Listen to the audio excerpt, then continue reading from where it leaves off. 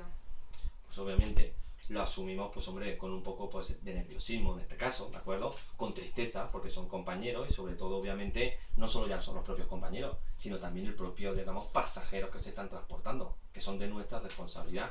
Y obviamente siempre cualquier tipo de accidente en el sector aeronáutico, pues nosotros obviamente lo vivimos como si fuera en primera persona. ¿Vale? ¿Y cómo asumir un riesgo que no depende del estado del avión? Obviamente, nosotros dentro de lo que sería la formación como piloto y dentro, obviamente, dentro de la compañía, nosotros vamos sufriendo en este caso o vamos teniendo una serie de entrenamientos, ¿de acuerdo? Entrenamientos que van a ir dirigidos a poder solucionar cualquier tipo de problema que pueda haber. Muchos de este tipo de problemas a lo mejor no es de un problema técnico como tal, ¿de acuerdo? Sino cualquier otro tipo de cosas. Entonces nosotros nos están entrenando para poder solucionar esa tesitura. ¿Y cómo sería en este caso un protocolo de actuación ante una emergencia del que no se sabe el origen? Pues obviamente ante todo lo primero y fundamental es obviamente seguir volando el avión. Eso es fundamental. Y luego obviamente ganar altura. Acordad que en aviación es altura y velocidad es seguridad.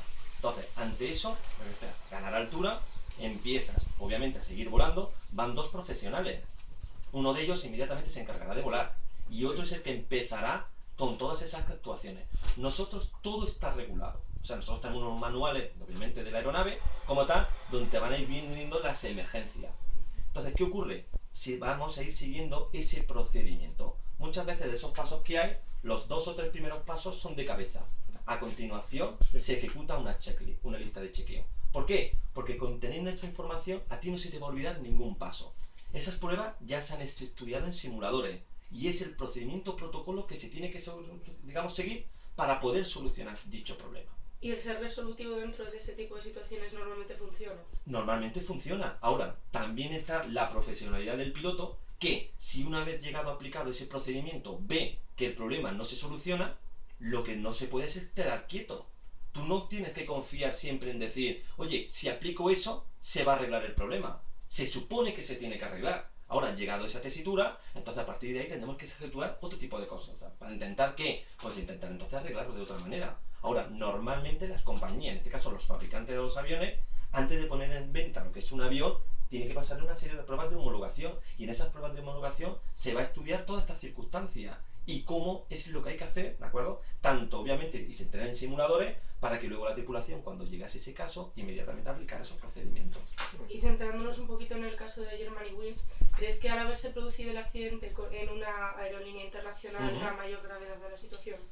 Todos los accidentes son graves, independientemente de si es una compañía internacional más o menos conocida. Germanwings es una compañía low cost, pero acordaros, es una compañía low cost que no significa que las low cost sean inseguras. Esta es una low cost que pertenece al grupo Lufthansa. Nadie pone, obviamente, en tesitura o en juicio de que Lufthansa es una mala compañía, ¿de acuerdo? Acordaros una cosa importante y es, todas las compañías están establecidas y todas tienen una reglamentación.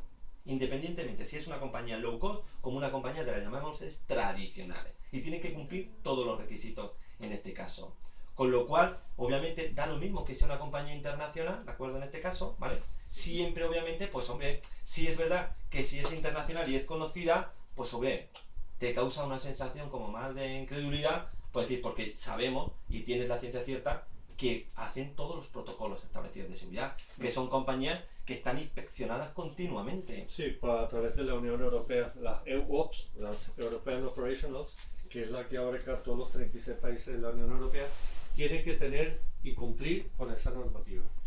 O sea, no te creas que cada quien va por libre, ¿no? Todas las compañías pertenecientes a la Unión Europea deben de cumplir este tipo de protocolos. Es decir, los protocolos de actuación son siempre los mismos, da igual de qué país se trate. Sí, claro. Siempre va a ser. Exactamente. Bueno, ahora una pregunta un poquito más detallada sobre el tema internacional. Si EASA ya había informado a Alemania sobre su resultado de análisis anual y existiera un problema con la reducción de plantilla, ¿existe pues cierta desconexión o mala comunicación entre Lufthansa y EASA? No existe una mala comunicación. Ahí sencillamente, obviamente, le aplica, considera, luego la compañía, obviamente, es la responsable. Pero si la compañía, con el personal que tiene, no sobrepasa nunca los máximos establecidos en tiempo operativo, no está cometiendo ninguna ilegalidad. Exactamente. ¿Vale? En este caso. Ellos Claro, ellos cumplen con una normativa mínima de tiempo y de después, descanso. exactamente, que no pueden ser menores que las que establecen las EUOPS. Cada país tiene la suya, pero nunca puede ser menor, nunca puede desmejorar las establecidas por la Unión Europea. Entonces, en general, existe buena comunicación entre EASA y las compañías Sí, sí. aéreas. Es que tiene que existirlo continuamente, porque continuamente, obviamente, hay inspecciones. Y la EASA, que es el organismo regulador en este caso, donde la normativa suya es la que nosotros estamos establecidos, pues obviamente nos piden documentos de forma continuada. Sí. Entonces, cualquier revisión que tú le hagas al avión, inmediatamente tienes que mandar ya un informe. Cuando un avión vuela, que es casi como un coche, ¿vale? En este caso, tiene su diferencia, el coche tiene una ITV, que nos va a decir que cumple con las características técnicas. El avión tiene lo que se llama el certificado de navegabilidad y eso te lo otorga la autoridad. Con lo cual, cada 6 meses está... O sea, es una comunicación continua. Sí. Cualquier manual que tú tengas, que tú estés estableciendo o que tus trabajadores aplican y están obligados, obviamente detrás está la autoridad aeronáutica que ha dicho que ese manual es correcto. El manual básico de operaciones, todo. La EASA, la European Agency for Safety in Aviation, como se llama la Agencia Europea de Seguridad Aérea, es la que se encarga de todo lo que se refiere a la seguridad aérea dentro de la Unión Europea. Fue y tomó parte en la investigación del accidente de Germanwings, aparte de las autoridades del propio país francesa. Ellos también trabajan conjuntamente, ¿de acuerdo? Son los que establecen los parámetros mínimos de seguridad relativo a la Unión Europea. Obviamente son muy de retruque, que eso viene de los americanos, entonces los europeos lo copian y muchas veces lo rebasan a tal extremo de que son excesivos, pero bueno. Y volviendo un poco al tema más personal, ¿este tipo de sucesos suponen un hecho traumático para el personal de vuelo? Obviamente, y sobre todo más para los que son de esa propia compañía. Sobre todo, ya no porque son compañeros del sector aeronáutico, sino que encima todos son conocidos. Y entonces, en el momento que esa persona es conocido, pues obviamente te va a afectar más. Ahí tenéis obviamente la prueba que, por ejemplo, la compañía Germanwings, ese mismo día y al día siguiente, permitió que cualquiera de los pilotos o TCP, compañeros, que no se sintieran en la tesitura de poder volar, que no fuesen, no se presentaran. No iban a obligar a nadie si esa persona no está que al 100% de su capacidad. Porque de haber hecho eso, entonces sí es verdad que estaría incumpliendo, de acuerdo, lo que es seguridad aérea. Entonces, acordaos que en aviación todo siempre lleva marcado un tema, y es la seguridad. Eso ante todo. Germanwings prefiere, a ver esos días, esos primeros días, obviamente, después del hecho, indemnizar al pasaje porque no se pueda realizar el vuelo, antes de obligar a un trabajador a tener que asumir una responsabilidad donde no se ve preparado. Sí. Que dentro de la compañía, acordaros, las compañías hay más grandes o más pequeñas, pero sobre todo Germanwings es una compañía relativamente pequeña, con lo cual ahí todo el mundo se conoce. Será raro el que no haya volado con el comandante o incluso con el copiloto, ¿vale? O con los auxiliares de vuelo. Entonces, pues claro, siempre te va a doler mucho más. Luego, nosotros independientemente, hombre, es gente que obviamente es del sector, es gente que obviamente le gusta la aeronáutica y nosotros, pues claro, que también nos afecta, ¿vale? Porque ese avión, lo mismo podría estar volando en una compañía española, pues obviamente. Sí. El que se quede un piloto en la cabina, inclusive ha habido líneas aéreas que ya tenían como normas internas, como SOP, los Standard Operating Procedures de la compañía, el que cuando un piloto, en una cabina de 2 pilotos, se ausentaba, estuviese dentro un sobrecargo. O sea, pero como norma interna de esa compañía. Ahora parece ser que lo van a implementar como una cosa de reglamentación de seguridad. Inclusive hay compañías que tienen estipulado de que cuando un piloto se ausenta, el piloto que queda al mando tiene que tener puesta la máscara de oxígeno puesto y todo lo demás. Por si acaso hay un descenso de emergencia, una despresurización explosiva y nada más que él está en la cabina. Y entonces para tenerla, hipotéticamente hablando, parte de los procedimientos de emergencia ya realizados y no tener que esperar al otro piloto. O sea que hay procedimientos que los adelantan las compañías internamente. Y aquí, bueno, centrándonos más en la escuela, ¿cómo visteis la reacción de los alumnos ante lo ocurrido? Hombre, sobre todo pues un poco de incredulidad, obviamente, pues luego de sorpresa, ¿vale? Sobre todo también venimos de una época donde ha habido una serie de accidentes un poco continuados, pero bueno, que esto en el sector aeronáutico es muy típico, que son las rachas, ¿vale? Ahora de pronto ocurre que pasa un par de años y no hay ningún accidente, como de pronto hay 3 o 4 accidentes. Exactamente, cada un periodo suele haber un año que hay un montón de accidentes aéreos y después hay otro periodo de años que no hay nada. Que no hay tal. ¿Por qué creéis que pasa eso? No sé, la luna. Es mala suerte la situación. No es porque uno se vaya a olvidar de hacer el mantenimiento ya, o te vayas a dormir en toda la aplicación de los procedimientos, sino, pues bueno, surge y ya está. o la gente está también más atenta. Acordaros que sobre todo después de un hecho de este tipo, la gente está con las noticias. Entonces, en el tema del periodismo, ¿de acuerdo? Sobre todo, pues se va a empezar a lo mejor a vender situaciones que en otro momento no hubiese sido noticia, ahora sí. ¿Por qué? Pues porque, por ejemplo, si la gente está muy atenta a ese tipo de noticias, de pronto a lo mejor esa semana o al día siguiente resulta que otra aeronave ha tenido que hacer un aterrizaje forzoso porque se le falló un motor. Bueno, eso hace una semana no hubiese sido noticia, pero ahora sí se saca. Entonces, claro, la gente dice, uy, pues entonces están ocurriendo ahora un montón de hechos. No, acuérdate que en la aviación hay que distinguir lo que es un accidente de un incidente. Incidentes hay continuos.